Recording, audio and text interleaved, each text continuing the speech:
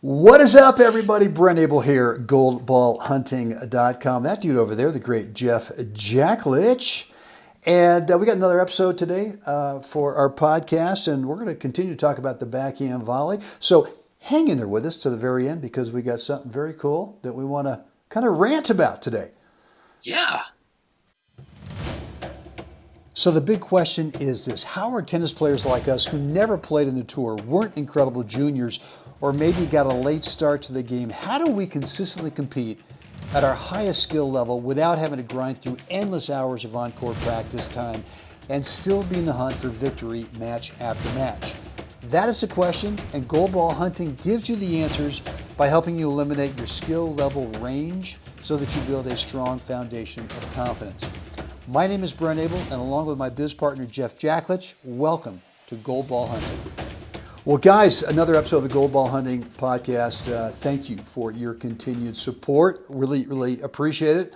This is episode, Jeff, number 266.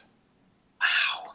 So again, assuming 2020 is a leap year, I could be totally wrong. Maybe it's not. But if it is, if 2020 is a leap year, then that must mean that we are literally 100 episodes away from 366. It's insane, man. Holy smokes. I know. I mean, look, when we started this thing 266 days ago, I just thought, God, how am I going to do this with this guy? I mean, he's a good friend and everything, but God, can we really come up with 266 things to talk about? And now all of a sudden it's like, all we want to do is just, God, we got so much stuff we want to get out of there. Just blab all day long. Just barfing it out. That's right. So anyway, I hope you guys are enjoying the podcast. And, we always love to hear back from you. As Jeff says at the end, we do want to hear back from you.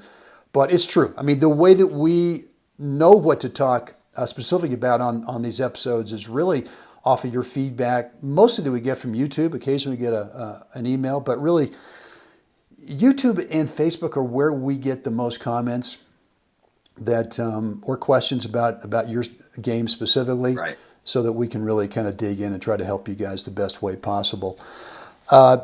Jeff, we've been talking about the backhand volley the last few days, and the reason is starting tomorrow, we're going to really dive into the backhand volley because on Thursday of this upcoming week, we're going to open up a new course we've got for the backhand volley, and which is basically solving a couple of things. Number one is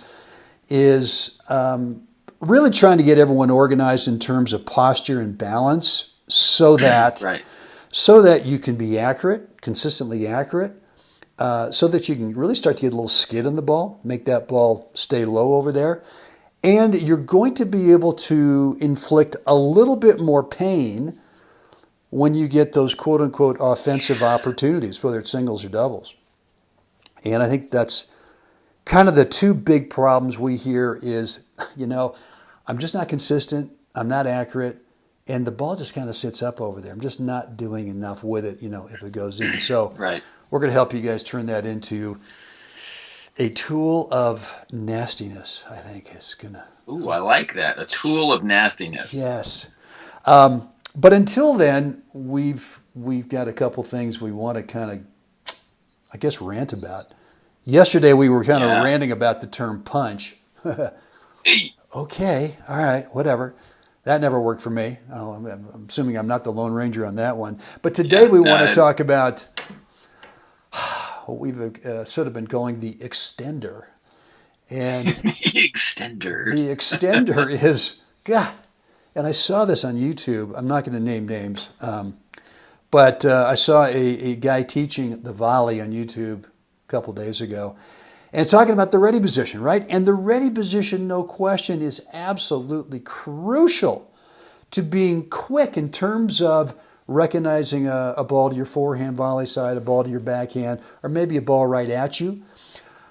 But the extender that I see so often, and you know what? Gosh darn it, Jeff. Back in the day, when I was taught the extender ready position, not only did I try to deploy it as a player, but I taught it. God. Ouch. Oh God. And if you were one of the players that I taught like a million years ago, the extender ready position, I'm sorry, man. I'm really sorry. I'm sorry. Yes. So, Jeff, describe the completely dysfunctional extender ready position when you're up at net. Well, wow. there is this, almost locked elbow, hands are straight out, the racket, by the hands being so straight out and almost parallel with their shoulders, the racket now is up in front of the face. So now you have to actually look through the racket to find the ball, and it's like, if I could get that racket out of the way, I might be able to see what's happening, Right. And so it's completely counterproductive to actually getting, some good, visual acuity on the ball and actually seeing what's happening. It's not a position that creates, let's say, that aggressive ready position where you're able to move left, right, and all that. I'd say a lot of times when I see it, it also creates this position where the person almost looks like they're standing up. They're almost upright and on their heels a little bit because they're trying to get their hands out. Because if you're bent over, it's very difficult to have your hands up and out, right? So it's just this, this is where you and I, kind of, I think, depart from the mainstream, where it's understanding the body mechanics, and posture, that once the posture, starts to get a little haywire, all kinds of things get to come and play, it just gets all. Well, look, I mean, the extender ready position to me, when I see it, it looks just like frighteningly tense. It's just tight. There's all this. Oh my gosh, yes. There's all this tension already, and I see people with the arms out there, and they're sort of swaying back and forth, and I'm just going, there's so much tension there. And look, I'm telling players it's not your fault, because first of all, I mean, I used to teach it, right? It was completely screwed up, and after a while, I went, wait a minute, this can't be right. Something's not right with this. Because, like, when you're doing it yourself, sometimes you can't see just how bad it looks, right? And then you start teaching it, and you see other people, you going, "Oh my God, I got to figure something else out here." Right. But I think what happens is the reason the extender ready position was being taught is because it's what we've been talking about the last few days with the backhand volley, that the point of contact is not like out in front. It's not this right. thing way out in front. So everyone's going, well, gee, if I start out there, then I've got that part totally eliminated. I've already got the contact point. When I went to see Mr. Stowe, and I, again, I told you yesterday about when, he said, well, what are you thinking here when you saw my volley? And I said, well, the punching, and he, okay. But then he kind of saw a version of the extender ready position, and he said, and he already knew that I played a lot of baseball. And he said, so, I know that you played shortstop or third or something like that. And I said, yeah. And he said, well, so when you're at third base, show me your ready position when the pitcher's just about to release the ball and you're getting into that ready position where the batter might, hit a sharp ground ball or a line drive to you. Show me that ready position. And of course, did I show him the extender? No. I just showed him. You showed him this guy that's like ready to move like a cat, right? Absolutely. He's like, let's. And he said, well, there it is. That's your volley ready position. And so I guess what we're doing today is we're kind of throwing rocks at any of the coaches or teachers out there that have convinced you guys that the ready position for the volley is with your hands way out in front. It's just not so, because not only does it create tension, it puts you in a position that is not where you want to make contact. Right. But I can't tell you how slow you are to react from that position when you've got that tension out there. And you even mentioned before, that you see some people who are kind of back in their heels. I see that, but I also see sometimes where they're so far forward that the ball gets hit and they don't know what's coming forehand at them or backhand, and now they're stumbling forward because they're so far forward.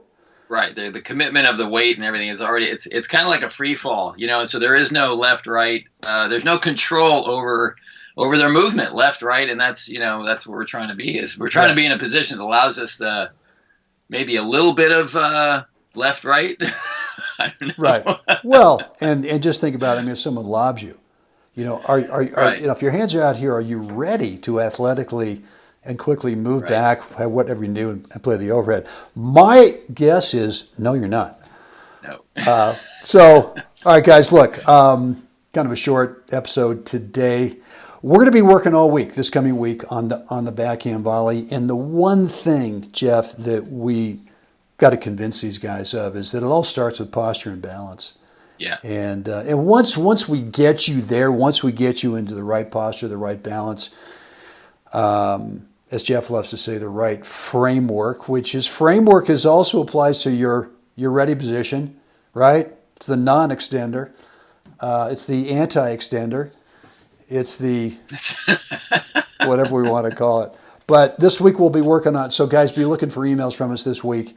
And then coming out Thursday, we got an opportunity for you to really clean up the backhand volley and turn it into something that is a big-time confidence builder for you. Yeah. Jeff, well, let's see. I guess before we get into your little what you want the fine folks to do, again, two things. Free coaching call, goldballhunting.com, 10, 12, 15 minutes. And then the other thing is, if they want to get out in the court with you in Northern California, let us know at goldballhunting.com, and then just go find Jeff over at Facebook, Jeff Jacklich over at Facebook. Jeff, what do we want the fine folks to do right now? Like us, share us, please subscribe. Let us know what you think down below. Really want to know? iTunes and Stitcher, rate and review. And you know what? Share us with a friend, goldballhunting.com. Put it out there. Bumski. Guys, with all that, come on now. Get out there, help someone else have a great day. Jeff, we'll do this again tomorrow. Can't wait.